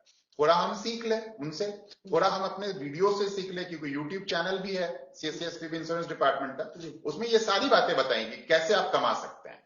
उसी प्रकार से देखिए, हर घर में गाड़ी है। मोटर इंश्योरेंस ये कहता है कि मोटर व्हीकल एक्ट ये कहता है कि हर गाड़ी को जो रोड पे चल रही है उसका इंश्योरेंस होना चाहिए। ठीक है, आपके हर घर मोहल्ले में इतनी गाड़ियां हैं, ठीक है, तो अगर आप महीने के 5 गाड़ी, 5 कार, 5 मोटरसाइकिल और 5 हेल्थ करते, कोरोना के बाद हेल्थ का और लाइफ का बहुत ज्यादा डिमांड हुआ है। Absolutely sir. तो अगर आप ये 5-5 भी पॉलिसी करते हैं तो आप महीने के 25,000 रुपए जनरल इंश्योरेंस से कमा सकते हैं कमीशन के रूप में। सो अब आपको ये देखना, अब देखिए एक चीज और है कि अगर आप मानिए इतने पैसे कमा रहे हैं, अगर हेल्थ में अगर कैंपेन चल रहा है और कैंपेन में ही अगर आप 50,000 कमा के आप 50,000 का प्रीमियम करते हैं या 1 लाख का मानिए 1 लाख का प्रीमियम करते हैं और आपको मानिए कि 5% 7% मिलता है एक्स्ट्रा, तो 5,000 7,000 रुपए एक्स्ट्रा मिल गए। तो वो आप अपने घर वालों को डिस्काउंट भी दे सकते हैं। जो आपको एडिशनल इनकम हो रही है तो अपने घर वाले को एडिशनल इनकम में से डिस्काउंट दे दीजिए अपने यार दोस्त को। बाकी ईडा कमीशन, पीएसएस और प्रिंटिंग तो आपके पास है ही, प्लस जो बाकी कस्टमर्स हैं उनको आप हेल्थ में आप देख लीजिए कि कितने तरीके के हैं। आपको हो सकता है कि कई राज्यों में आयुष्मान भारत है और हमारा जो सेगमेंट है उस सेगमेंट को आयुष्मान भारत कवर करता है, लेकिन हॉस्पिटलाइजेशन के कवर को आयुष्मान भारत करता है, लेकिन उस दौरान जो आदमी की इनकम का लॉस होता है उसको कवर नहीं करता। तो 500 रुपए दे के 15,000 रुपए तक का आपकी आजीविका का जो नुकसान हुआ है, हॉस्पी केयर, हॉस्पी फंड जो प्रोडक्ट है उसमें, पंजाब जैसे राज्यों में जहां पर लोग बहुत अफ्लुएंट हैं या बड़े शहरों में, तो जहां आयुष्मान भारत 5 लाख तक की कवर देता है और लोगों को लगता है कि नहीं मुझे 5 लाख से ज्यादा का कवरेज चाहिए फैमिली को, तो आप टॉप अप ले सकते हैं। वो भी बहुत सस्ता है, 500 रुपया, 1000 रुपए, 1100 रुपए का होता है और उसमें टॉप अप मिल जाता है। ठीक है, कॉम्प्रिहेंसिव है। अब मैं आपको कॉम्प्रिहेंसिव में एक बात बताता हूं, जैसे आरोग्य संजीवनी बहुत ही बेहतरीन और बेस्ट हेल्थ इंश्योरेंस है, जिसको IRDAI जो भारत सरकार की है, रेगुलेटर है, उसने उसको डिजाइन किया। 3,500 में 3 लाख रुपए का कवरेज है 30 साल के लोगों के लिए। तो अगर आपको मान लीजिए कि साल का 35,000 रुपए भी देते हैं और अगले 20 सालों तक 3,500 रुपए देते रहते हैं, डिस्काउंटेड रेट पे मैं बोल रहा हूं, तो आपका 70,000 रुपए आपने दिए। और ऐसा तो होना नहीं है कि अगले 20 सालों में कोई आदमी हॉस्पिटलाइज नहीं होगा, बहुत हाई चांस है कि आप हॉस्पिटलाइज होंगे। ठीक है, तो आपको आरोग्य संजीवनी लेना चाहिए, क्योंकि जब आपको जरूरत पड़ेगी तब आपको मिलेगा नहीं, बुढ़ापे में नहीं मिलेगा। अभी से आप लेंगे तो उसको आप कंटिन्यू कर सकते हैं। ठीक है, तो आपको डिक्लाइन नहीं, क्योंकि उसमें वेटिंग पीरियड है। वेटिंग पीरियड क्या होता है, डिडक्टिबल क्या होता है, इन सभी चीजों पे भी वीडियो बना हुआ है, उसको देखेंगे तो आपको समझ में आएगा। हेल्थ इंश्योरेंस बेचना भी आसान है, पर आपको, और खास करके कोरोना के बाद जन जन तक हेल्थ इंश्योरेंस पहुंचा है। मैं आपको फसल बीमा के बारे में एक बात बताता हूं। फसल बीमा में क्या है कि 2%, 1.5 से 2% ही सम अस्योर्ड का प्रीमियम होता है। मतलब कि 100 रुपए की अगर आपकी बीमा है तो भी कस्टमर को 2 रुपए देने होते हैं। यानी कि कितने साल तक अगर देता है कस्टमर, माने कि मैं किसान हूं, अगर मैं अगले 50 साल तक 2-2 रुपए दूंगा तो मैं 100 रुपए ही दूंगा। एब्सोल्युटली। और ये तो पॉसिबल नहीं कि 50 साल में क्रॉप फेलियर नहीं होगा। 100%। ठीक है, जो 5 साल में आपका क्रॉप फेलियर एक बार हर इलाके में होना है। ठीक है, तो यानी कि 5 साल में भी आपने दिया तो 2-2 रुपए करके आपने 10 रुपए दिए और आपको 100 रुपए का आपका क्लेम बनता है। तो क्रॉप इंश्योरेंस जहां पर है, जहां पर फार्मर है, वहां तो उनको ये समझाइए कि क्रॉप इंश्योरेंस लेना तो सबसे अच्छी चीज है, क्योंकि 2 रुपए में 100 रुपया कवर हो रहा है। इससे अच्छा कोई इन्वेस्टमेंट नहीं है। प्रधानमंत्री फसल बीमा योजना जिसकी बात कर रहे हैं। हाँ, ठीक है। उसमें दूसरी बात है कि हेल्थ में जैसे आरोग्य संजीवनी में आपका 3,500 रुपए का प्रीमियम है, तो उसकी क्या कीमत हुई, 10 रुपए प्रतिदिन। प्रतिदिन 10 रुपए का मतलब है कि 1 कप चाय आपको छोड़ना है। अगर आप 1 कप चाय को छोड़ के स्वास्थ्य पे ध्यान देते हैं तो आपकी वो सेविंग है। जैसे आप बचपन में गुल्लक रखते थे कि अगर आप, या आप क्रिकेट खेलते थे तो पैसे गुल्लक में डाल डाल के गार्ड खरीदते थे, पैड खरीदते थे, उसी प्रकार से आप 10-10 रुपए भी डालेंगे तो आपकी सुरक्षा होगी और आपके साथ आपके परिवार की सुरक्षा होगी। तो बचपन में हमने गुल्लक में डाल डाल के ग्लव्स खरीदा, क्रिकेट के पैड खरीदे, गार्ड खरीदे, हेलमेट खरीदा, लेकिन आज हम वो आदत छोड़ दिए कि 10-10 रुपए गुल्लक में डाल के अपने प्रोटेक्शन के लिए पर्सनल एक्सीडेंट की क्या कीमत है। पर्सनल एक्सीडेंट 5 रुपए से लेके 60 रुपए में आ जाता है और आपको लाख रुपए का कवरेज मिल रहा है 60 रुपए में। तो 60 रुपए में अगर आपको लाख रुपए का कवरेज मिल रहा है, और हमारे जो वीएलई बंधु है खुद के लिए खरीद सकते हैं क्योंकि मोटरसाइकिल से आना जाना करते हैं जगह जगह पर, बिल्कुल, और 60 रुपए में आपको 1 लाख रुपए का पर्सनल एक्सीडेंट मिल रहा है। ठीक है, आपको मैं एक बहुत ही अच्छा एग्जाम्पल देता हूं। 2 केस है, रियल केस है। एक आदमी था पुणे महाराष्ट्र में, उसने शॉपकीपर पॉलिसी ली थी एसबीआई जनरल की सीएससी के माध्यम से। ठीक है, 350 रुपए की थी, 360 रुपए की थी। ठीक है, 3 लाख का कवरेज। उसके दुकान में आग लग गई और उसको इंश्योरेंस का पैसा मिला और वो व्यक्ति अपना धंधा फिर से चालू कर सका। एक केस है बिहार का, मुजफ्फरपुर का। वहां एक वीएलई के यहां आग लगा और खुदा ना खुदा वो एसबीआई जनरल का ही ज्यादा पॉलिसी करता था। तो एसबीआई जनरल वाले से उनकी बात हुई, उन्होंने कहा कि आपने शॉपकीपर पॉलिसी नहीं ले रखी है क्या? तो उसने बोला नहीं साहब हमने नहीं ली। तो उनसे कहा कि भाई आपका तो नुकसान हो गया। तो उन्होंने कहा हाँ नुकसान तो हो गया। तो उस वीएलई से उसने ये पूछा कि भाई ये तुम 3 लाख का है दुकान है, इसको कब तक चालू कर पाओगे? उसने बोला कि सर अब तो इसको चालू करने में मुझे तो साल भर लग जाएंगे। तो आप अपने जीवन में साल भर पीछे चले गए। एक छोटी सी लापरवाही कह लीजिए। नहीं, हाँ मतलब ओवरसाइट कह लीजिए, अनदेखा कर दिया, अनदेखा कर दिया, नजरअंदाज किया, नजरअंदाज कर दिया। जी जी। तो जो इसलिए शॉपकीपर पॉलिसी है या कोई भी पॉलिसी है जी। अभी मैं आपको एक बात बताता हूँ। एक हमारे वेली बंधु थे, उनका देहांत हो गए उनका। उन्होंने इंडिया फर्स्ट से लिया था पॉलिसी 10 लाख रुपए का और उसको मिला, ठीक है, तो उसकी परिवार चल गई। आपको मैं एक और एग्जांपल देता हूँ। कोरोना के समय में महाराष्ट्र में एक हमारे डीएम कोरोना वॉरियर थे, तो सीएससी ने 20 लाख का कवरेज दिया था, अगेन इंडिया फर्स्ट के साथ ही दिया था। और उसका केस ऐसा था कि वो लड़का हिंदू था और लड़की जो थी वो मुसलमान थी और बच्चा पैदा हुआ था हाल में ही, तो घर वालों ने दोनों को घर से निकाल दिया था, ठीक है। तो उस बेचारे की बहुत अकस्मात मृत्यु हो गई क्योंकि कोरोना वॉरियर था, वो कोरोना में उसकी डेथ हो गई और फैमिली डिसोन कर चुकी थी दोनों लड़के लड़की को। इंडिया फर्स्ट ने चूंकि उसका कवरेज था इंश्योरेंस का, उसको 20 लाख रुपए 48 घंटे के अंदर मिला। तो उससे वो औरत इतना रोई और उतना धन्यवाद किया कि साहब आप थे तो हमारी जिंदगी बन गई, वरना अब तो इनके जाने के बाद मेरे जीवन में कोई बचा नहीं। मेरे जीवन में खुद अपने यार दोस्त के बीचों में इतने केसेस हैं जहां देहांत हुआ और परिवार बिखर गया, आपके जीवन में भी होगा। तो इस चीज को देखिए कि अगर आज मैं अतुल मोहन हूं और अगर मेरा बीमा नहीं, और अगर आज मुझे कुछ हो जाता है तो ये कहने सुनने वाली बात है, रिश्तेदार है, दोस्त है, परिवार है, मतलब कोई काम नहीं आएगा। और जो मैंने बीमा कर रखा है और जो पैसे मैंने साध के रखे हैं, जो मैंने प्रॉपर्टी कुछ बना के रखी है, वही मेरे परिवार को उसको पढ़ा लिखा सकेगी। वो जमाना गुजर गया 20 साल पहले वाला, जबकि एक आदमी के जब माता पिता गुजर जाते थे तो मामा चाचा के यहाँ नमक रोटी खा के वो किसी अच्छे कॉलेज से पढ़ के पदाधिकारी बन जाता था और जिंदगी बन जाती थी। आज के डेट में एक अच्छे इंजीनियरिंग कॉलेज और मेडिकल कॉलेज में दाखिला के लिए जो कोचिंग इंस्टीट्यूट है उसकी फीस 5 लाख रुपए है, वो भी बड़ा मुश्किल है, बहुत बड़ा मुश्किल। उसके बाद आपके एडमिशन है, अभी एक हमारे परिवार में किन्होंने एडमिशन लिया, उनके 5 साल मेडिकल का जो फीस है वो 1 करोड़ रुपए है, मुश्किल। तो अगर खुदा ना खास्ता मुझे भी कुछ ओवर हो जाएगा तो मैं तो कहता हूं कि मेरी परिवार, मेरा बच्चा, मेरी बीवी तो सड़क पे आ जाएंगे। वो लाइफस्टाइल नहीं मेंटेन कर पाएंगे जो वो आज मेंटेन करते हैं। और ये घर घर की कहानी है और हम किसी को डर बेच के नहीं इंश्योरेंस बेचना चाह रहे हैं। ये समझिए कि हम डर नहीं बेच रहे हैं कि कल कुछ हो जाएगा, हम अपनी सुरक्षा कर रहे हैं। जैसे बचपन में एक हेलमेट खरीदने के लिए, एक पैड खरीदने के लिए हम गुल्लक में पैसा जमा करके अपनी सुरक्षा करते थे, ठीक है, अपनी छोटी छोटी ख्वाहिशों को पूरा करते थे। आज इंश्योरेंस भी वही है कि छोटे छोटे पैसा आप लगा के आप आगे अपने आप को सुरक्षित कर रहे हैं। ठीक है अतुल जी, समय की थोड़ी कमी है, बहुत ज्यादा वक्त बचा नहीं है। हाँ, मुश्किल से 5-7 मिनट रह गया है। हाँ, कोई संक्षेप में अगर कोई ऐसी नई स्कीम, कोई नई योजना, कोई नई प्लानिंग सीएससी के साथ इंश्योरेंस को लेकर अगर कोई कम्युनिटी कम्युनिकेशन चल रहा हो जो आने वाले दिनों में वेलीज को फायदा मिल सकता हो, उसके बारे में संक्षेप में कुछ बता सकेंगे। सवाल तो मेरे पास बहुत सारे लंबी फेहरिस्त सवालों की, उसमें नहीं जा रहे। LIC के साथ हम लोग 2 बहुत अच्छे प्रोडक्ट लॉन्च करने वाले हैं अगले 7 दिनों में जी।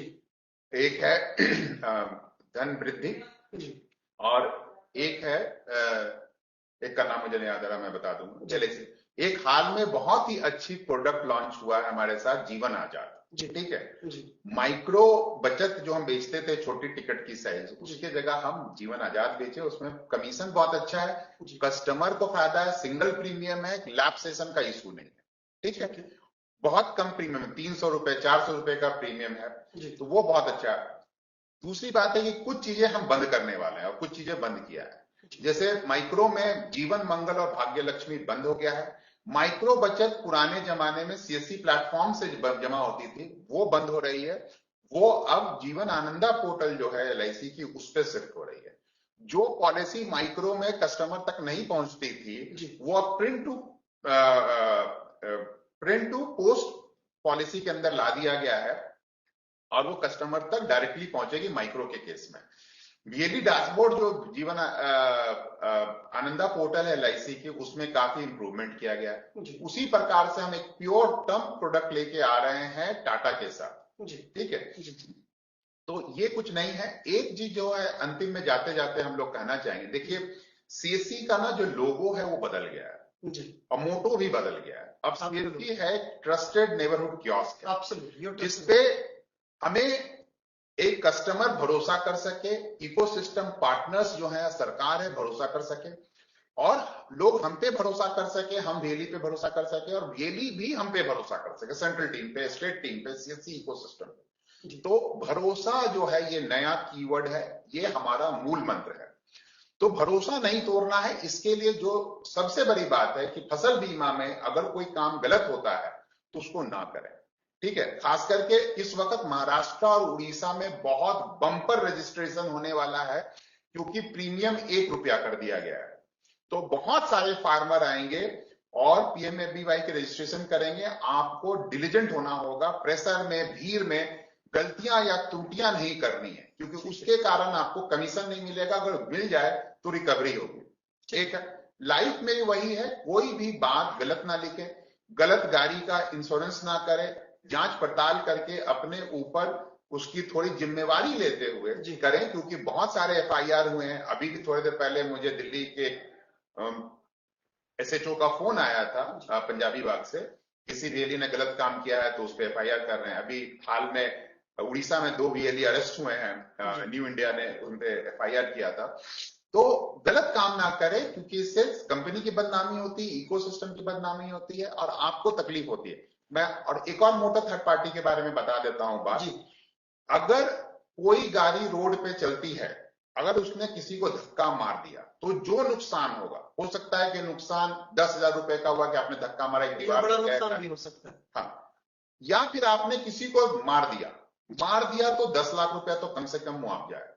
और अभी एक आदमी हाल में देहांत हुए एक्सीडेंट पे, CSC के माध्यम से नहीं वो पॉलिसी हुई थी, बाहर से हुई थी। उस केस में 6 करोड़ रुपया पे करना पड़ा, जो बहुत बड़ा आदमी था। तो कोर्ट ने 6 करोड़ का वैल्यूएशन किया उस आदमी का। तो अगर मोटर में इंश्योरेंस, गाड़ी की इंश्योरेंस नहीं है, अगर धक्का लगता है तो 10 लाख रुपए, और मर जाता है आदमी या डिसेबल हो जाता है तो डिसेबल केस में 5 लाख है, मरने पे 10 लाख तो मिनिमम है, और करोड़ों तक जा सकता है। वो उस आदमी को देना होगा जिसने धक्का मारा, जिसके नाम पे गाड़ी है। तो और मोटर की क्या, मोटर थर्ड पार्टी की क्या है, मैंडेटरी है। और हर कंपनी में मोटर थर्ड पार्टी का एक ही रेट है, चाहे कोई भी कंपनी हो, हर प्रोडक्ट वाइज। जैसे मोटरसाइकिल में 880 रुपया है, गाड़ी में डिपेंडिंग ऑन एज 3,000 है, कभी 4,000 है, कभी 2,000 है। तो वो होना ही होना है, तो वो रखना चाहिए। क्योंकि अगर आपके पास नहीं है, खुदा ना खास्ता किसी आपको कर दिए, तो आपको मुआवजा आपको देना होगा, कोर्ट में सेटल कस्टमर को करना होगा। दूसरी बात है कि कस्टमर को यह समझाइए कि मोटर थर्ड पार्टी होना तो जरूरी है मैंडेट के हिसाब से जी, लेकिन मोटर थर्ड पार्टी और मोटर कॉम्प्रिहेंसिव के बीच में प्रीमियम का डिफरेंस बहुत कम होता है, क्योंकि हम पुरानी गाड़ियों का करते हैं, क्योंकि नई गाड़ी तो डीलरशिप पॉइंट पे होती है। ठीक है, तो दूसरे अगर सुरक्षा देने के लिए मानिए हमने 880 रुपए का प्रोडक्ट किया है और 1100 रुपया में मेरे गाड़ी का और मेरा सुरक्षा हो रहा है, तो क्यों नहीं 200 रुपया में ज्यादा देके अपनी सुरक्षा करूं। तो मोटर थर्ड पार्टी मिनिमम होनी चाहिए और मोटर कॉम्प्रिहेंसिव हमें बेचने की कोशिश करनी चाहिए, क्योंकि कमीशन भी VLE को मोटर कॉम्प्रिहेंसिव पे ज्यादा है। जी, तो सर समय की बहुत कमी है और बहुत लंबा आपने वक्त लिया और इतना बढ़िया से आपने एक्सप्लेन किया कि मुझे लग रहा है कि VLE के सारे सवालों का जवाब मिल गया होगा। जो मन में छोटे छोटे सवाल रहे होंगे उनका भी उनको प्रॉपर आंसर मिल गया होगा। बहुत सारे लोगों ने फेसबुक के कमेंट सेक्शन में जाके सैकड़ों की तादाद में कमेंट्स किए हैं। बहुत सारे लोगों के कमेंट्स तो नहीं उठा पाए हैं, लेकिन हमारी टीम बैकएंड से आपके सारे कमेंट्स को 1 बाय 1 देखेगी, उस पर रिएक्ट करेगी और जो हमने आपको नंबर बताया है उस नंबर पे आप कॉल करके भी क्वेरी कर सकते हैं और टीम पैरेलली आपको जवाब देगी। तो ये सेशन तो हम यही रोक रहे हैं, लेकिन इस सेशन को आप, इस रिकॉर्डिंग वाले सेशन को अभी तो आप लाइव देख रहे थे, अभी तक आपने जो जो सवाल पूछे हमने उसका अतुल्य से जवाब लिया और आपको हाथ के हाथ यहाँ पे क्लियर किया। लेकिन फिर भी अगर कोई सवाल रह जाता है तो आप इस पूरे एपिसोड को एक बार फिर से देख सकते हैं। ये हमारे यूट्यूब पे परमानेंटली मिलेगा, सोशल मीडिया पे आपको परमानेंटली मिलेगा। और जाते जाते लास्ट में एक बार फिर से मैं आपको इंश्योरेंस की कुछ वेबसाइट्स और सोशल मीडिया के हैंडल्स के बारे में एक बार फिर से बताना चाहूंगा, जो आप हमेशा से याद रखें, बिल्कुल भी ना भूलें। ये वेबसाइट की डिटेल आपके सामने है, insurance.csccloud.in। ये हमारी वेबसाइट है जिसपे जाके आप इंश्योरेंस के बहुत सारे फीचर्स के बारे में जान सकते हैं और क्या क्या नए नई ऑफर्स आ रहे हैं, नई नई स्कीम्स आ रहे हैं, उसके बारे में जान सकते हैं। इसके अलावा ये आप मेल आईडी याद रखें, insurance@csc.gov.in, insurance@csc.gov.in, और ये हमारा नंबर है 9560280777। ये नंबर है जो आपको इंश्योरेंस से जुड़े किसी भी तरीके के मामलों के लिए कंफर्टेबल होगा, और आपको एज सुन एज पॉसिबल इस नंबर के थ्रू आपको जवाब आपको मिल जाएगा। और अगर आप सीएससी से जुड़ा कुछ और जानना चाहते हैं तो ये नंबर आपके लिए काम करेगा 14599, इनके सहारे आप बात कर सकते हैं। तो आज के इस सेगमेंट को हम लोग यहीं पर विराम देना चाहेंगे। बहुत शुक्रिया अतुल जी, आप यहाँ पर आए और हमारे दर्शकों को, हमारे बहनी भाइयों को आपने बहुत सारी बातें बताई। अगर जाते जाते कोई एक टिप देना हो इंश्योरेंस से जुड़ा, जिसको सबको याद रखना चाहिए और जिसको सबको पालन करना चाहिए बिना किसी लेट लतीफी के, लापरवाही के और अनदेखी के, तो वो क्या होनी चाहिए संक्षिप्त में लास्ट? ये बीमा तो बहुत जरूरी है। जैसे मैंने बताया कि बचपन में हम लोग गुल्लक में पैसा जमा करते थे, ठीक है, और बहुत सारी बातें हमने कहा है इसमें है, तो ये एक सेविंग है। आप अपने फ्यूचर को सुरक्षित कर रहे हैं बाई अभी थोड़ा पैसा, जैसे आप सेविंग में, फिक्स डिपॉजिट में पैसे जमा करते हैं, आखिर किस लिए? इसीलिए ना कि बाद में आपको जरूरत पड़े तो वो आपके काम आ सके। वो जरूरत क्या है? वो जरूरत आपके जीवन से जुड़ा है, आपके स्वास्थ्य से जुड़ा है, आपके फसल से जुड़ा है। तो उस पे एक कम कीमत पे अपने आप को क्यों नहीं ज्यादा सुरक्षित करें? अगर आप मानिए कि 10,000 रुपए एफडी में डालते हैं तो कितना हो जाएगा एक साल में? 10,000 से 11,000 हो जाएगा। इस 10% से ज्यादा थोड़ी कोई एफडी का रेट दे रहा है। लेकिन अगर आप 10,000 रुपए देते हैं तो 5 लाख रुपए का आप इंश्योरेंस ले रहे हैं साहब, ठीक है। तो आपको कौन सा सेविंग ज्यादा इंपॉर्टेंट है? दुनिया में सबसे कॉस्टली रिसोर्स जो है, जो कभी अदानी अंबानी या कोई भी दुनिया का अमीर आदमी या पावरफुल आदमी नहीं खरीद सकता है, वो है समय। समय से बलवान, मूल्यवान कुछ भी नहीं है। और पूरा खेल जो आज के डेट में है वो समय का है। अगर हम पहले बैलगाड़ी से चलते थे तो कहीं पहुंचने में आप 5 दिन लगाए हैं या महीना भर लगाते हैं, आज फ्लाइट में बैठते हैं और 1 घंटे में पहुंच जाते हैं। तो आपकी जीवन क्या हुई? आपकी जीवन बढ़ गई। तो जीवन का जो मूल्य है उसको सुरक्षा आपको बीमा देता है। ठीक है, तो ये मैं कहना बहुत शुक्रिया अतुल जी हमारे साथ इस सीएससी के चर्चा